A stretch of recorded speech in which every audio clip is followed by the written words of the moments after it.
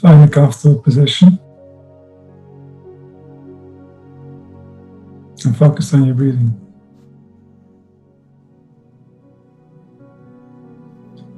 Allow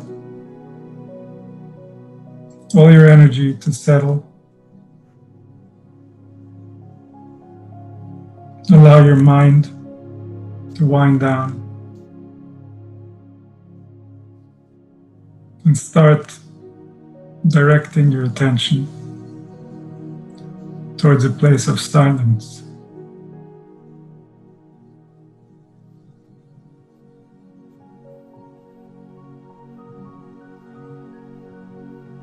As you breathe, you're bringing silence to all your limbs. As you breathe, you're bringing silence to all your nerves. As you breathe, you're bringing silence to all your organs.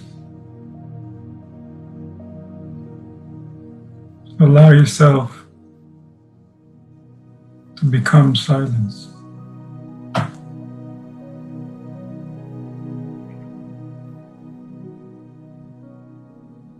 As you become silent, you start listening to the universe. When you're making noise, you can't listen. So in order to listen, you want to first become silent. You want to first come back to the base.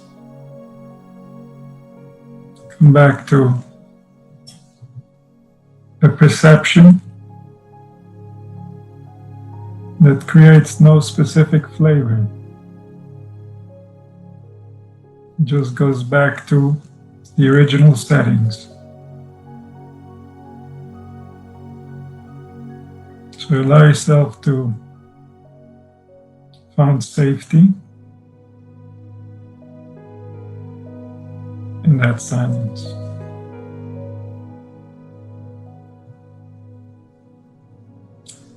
Our imagination wants to find safety in information. It's looking for information that's going to make it feel safe. But information is not what makes us safe. It's our innate existence that was given to us by the infinite intelligence that designed everything that is. That existence is our safety. That existence is how we enter to all that reality has to offer.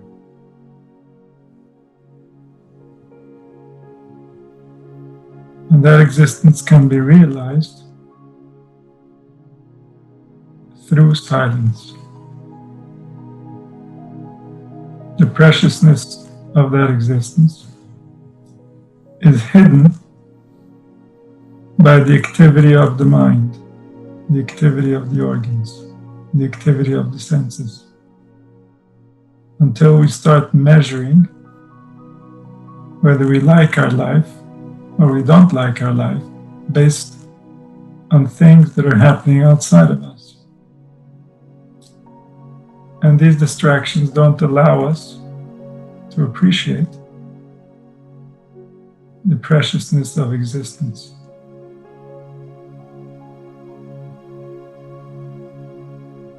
And so by becoming silent, we become aware that we exist.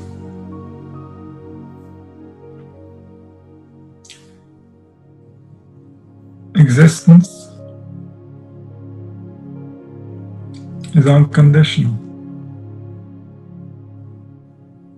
Existence is a permanent gift that we received, and we have the ability to make and dress this existence in many different experiences, in many different realizations. And so, the infinite wisdom, in its infinite kindness, creates an illusion of separateness that can be experienced from within the human organism in order for the human to mature and recognize that there can be no separateness, that all separateness is an illusion created by the mind. Our constant need to fit in, our constant need for approval, our constant need to be acknowledged comes from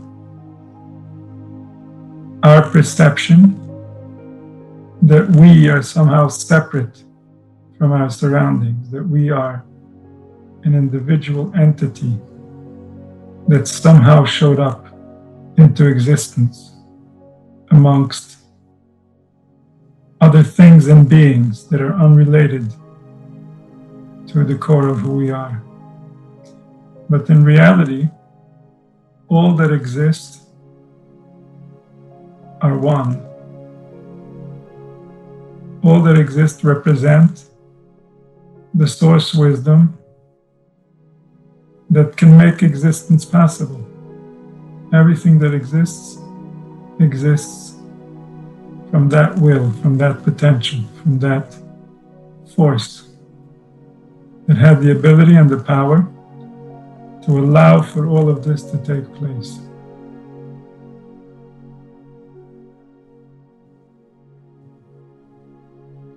And so by coming back to silence, we are rejoining our family, we're rejoining the universe to unite in our imagination with the universe the way we really are united in reality. So it's not our realization that it's going to make it so in reality. In reality, it's already so. It's our realization that's going to allow our imagination to come and recognize reality.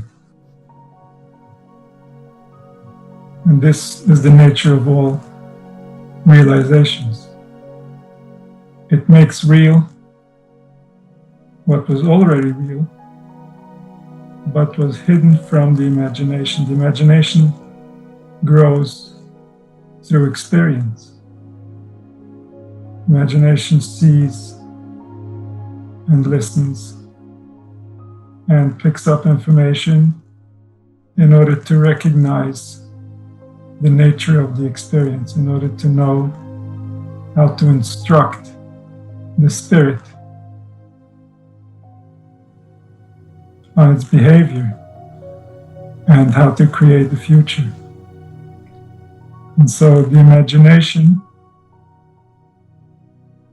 needs to realize the nature of the truth before it can properly serve the spirit. When the imagination becomes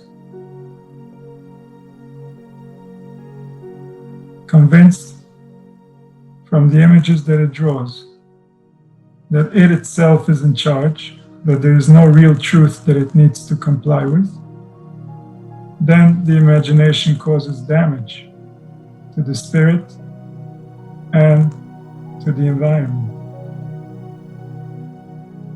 So only when the imagination is trying to realize reality is it truly serving its purpose.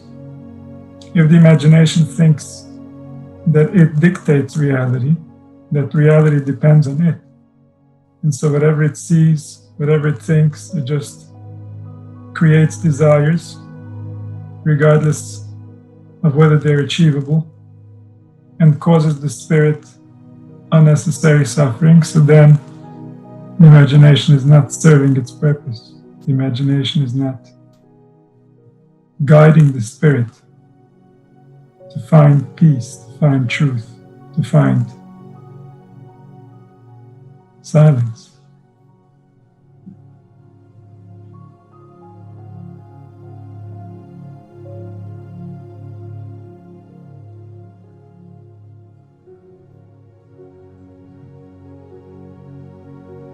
So, the truth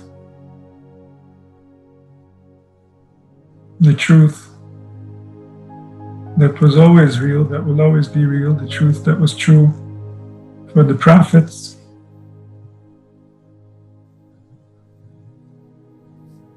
is the truth the imagination is looking for, if it's intelligent enough to understand who it's really trying to please.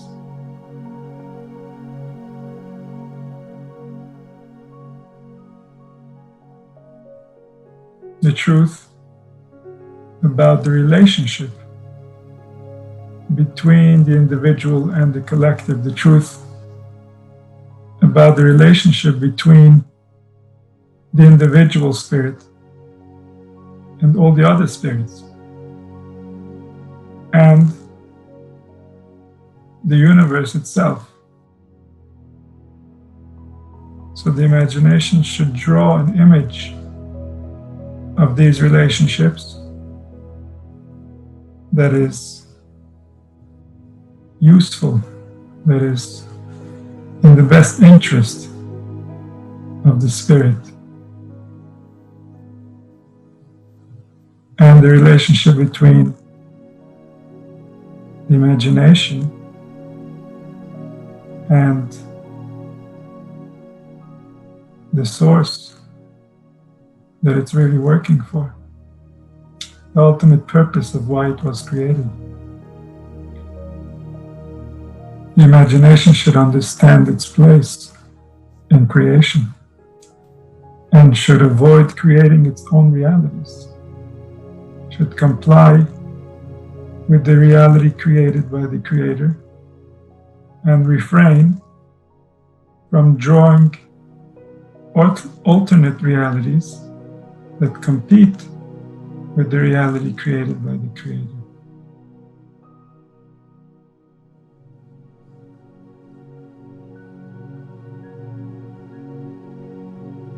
Whenever we judge reality, it means that our imagination has concluded contrary to reality. Our imagination didn't understand reality, didn't understand why the Creator designed things to be specifically so, the way that they are. And so the imagination, in its limited wisdom, thinks that it is smarter than its Creator. It thinks that it can design better than the one who designed it.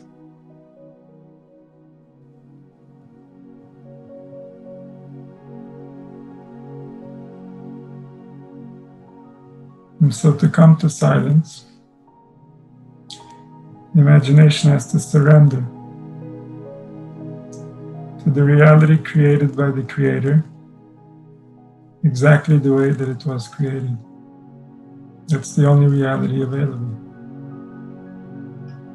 And in that reality, the imagination must dedicate itself to improve that reality until it becomes acceptable to the spirit. So, to focus on what's real and to make what's real better not to find how to escape reality, but to find how to improve reality. And reality gets improved by us adjusting our attitude, changing our opinions, inspecting our beliefs, until we can have the internal settings that are suitable to our circumstances, that will guide us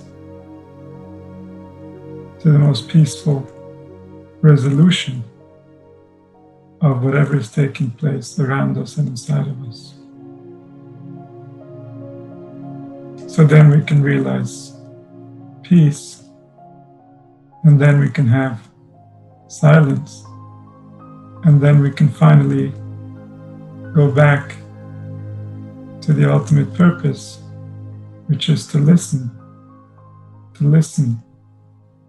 to reality. To no longer need to dictate to reality, and be willing to go where reality is and help there.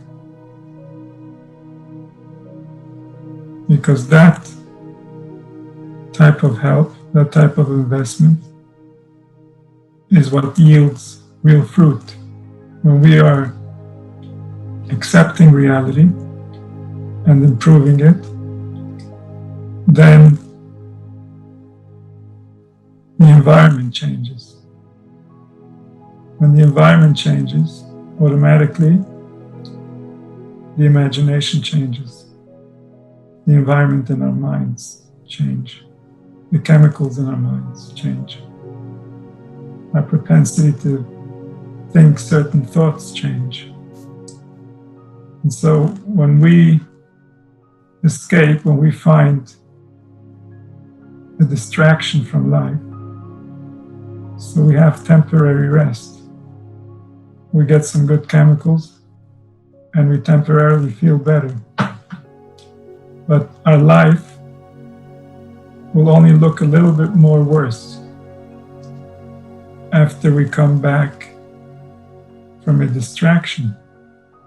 Because if we're distracted, then we're not present, we're not helping the situation, we're not improving, we're not contributing our share in whatever is taking place in order to assist life, in order to guide life, in order to help life. And so if we invest in reality, if we invest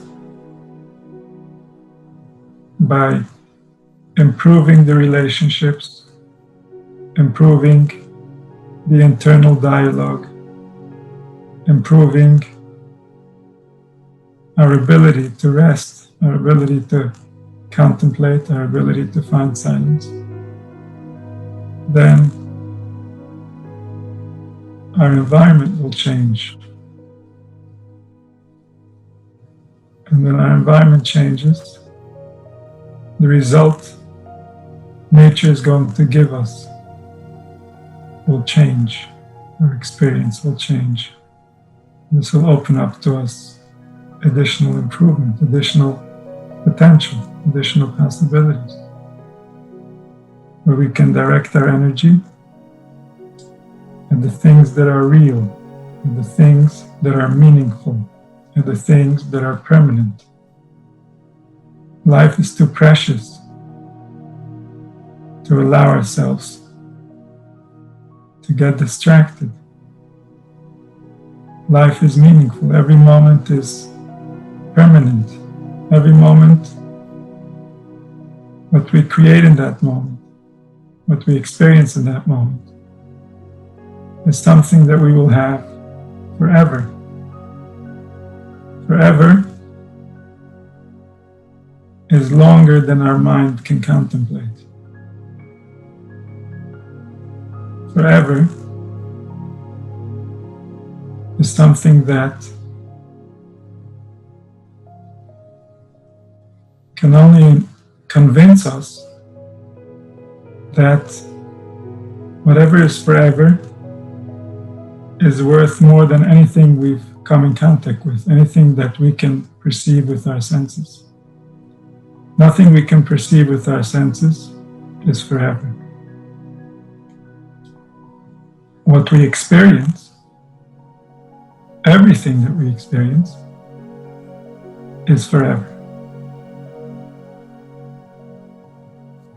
And so, the more we invest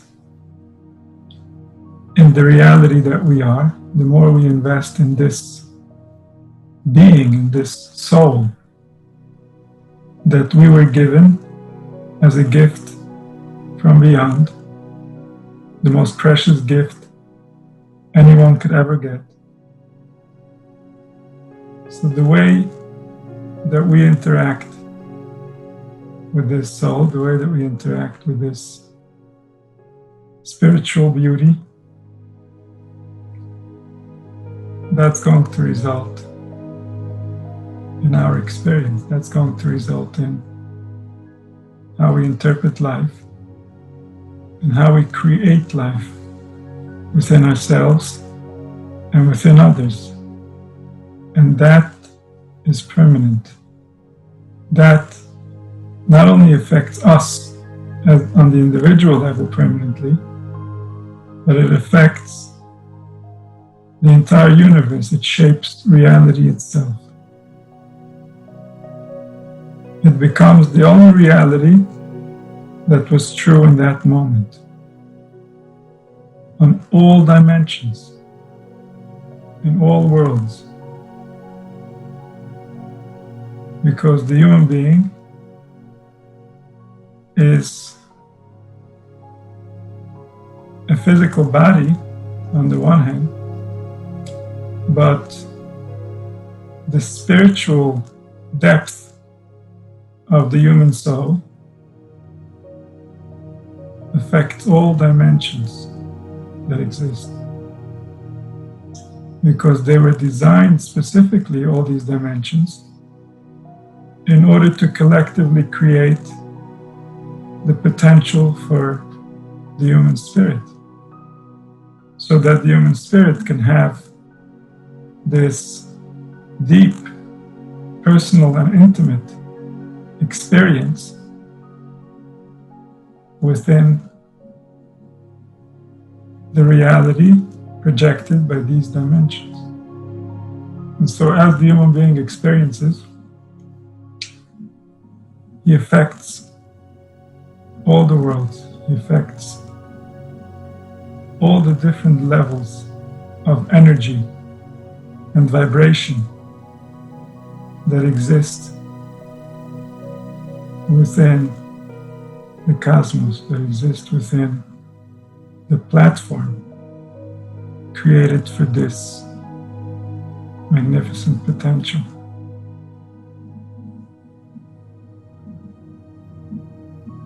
And so by becoming silent, we can listen to the cosmos, we can listen to the depth of all the dimensions that together become us. Through our intention, we can direct our minds to the most subtle perceptions that are accessible at our level, to realize the nature of the relationship between the physical and the spiritual, the nature of the relationship between the spirit in the world of thought and the body in the world of matter, with speech in the world of sound, creating this connection between the world of spirit, in the world of matter.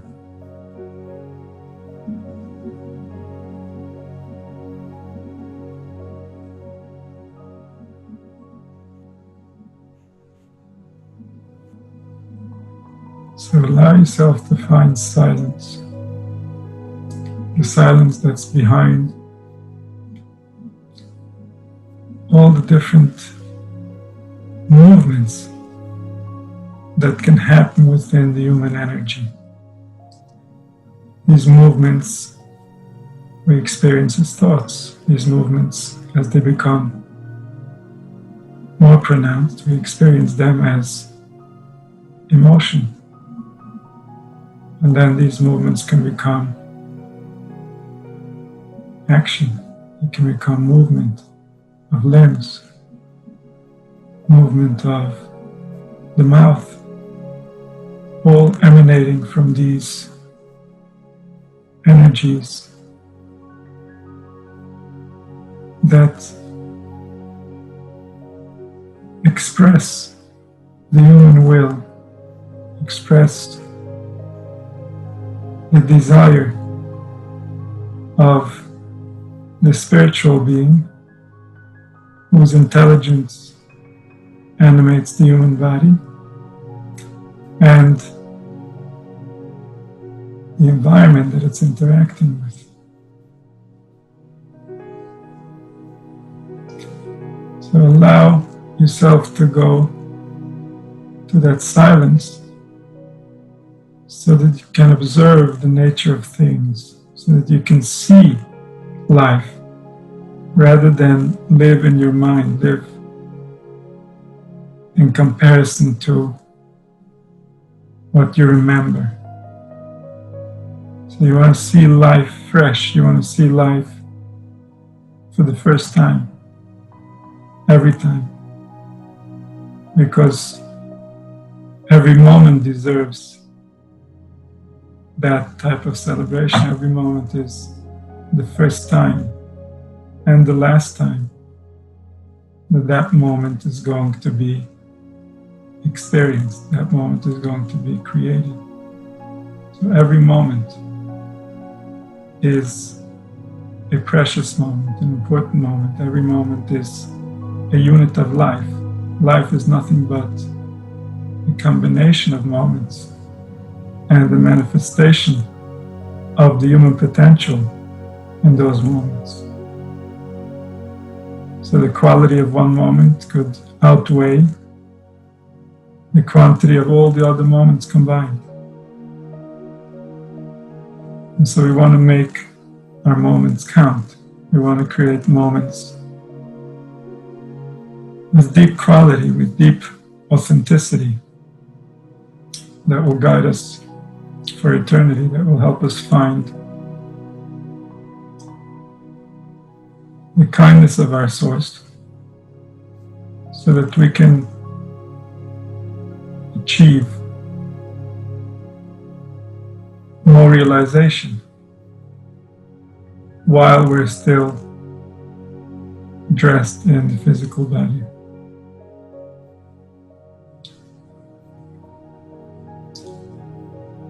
So allow that silence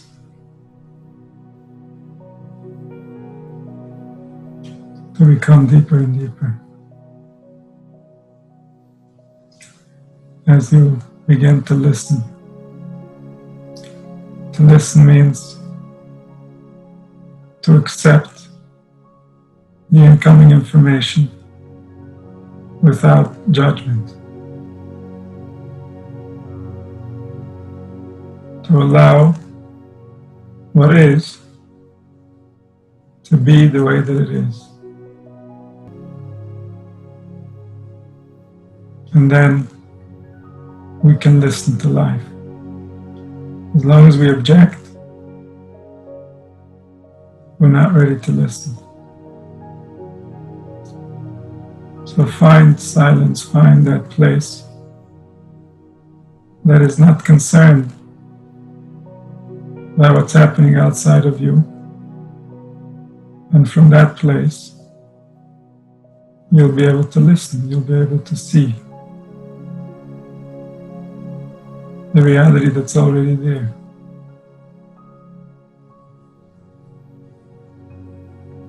And then you'll be able to interact with that reality in order to improve it, in order to make it more suitable for the human spirit,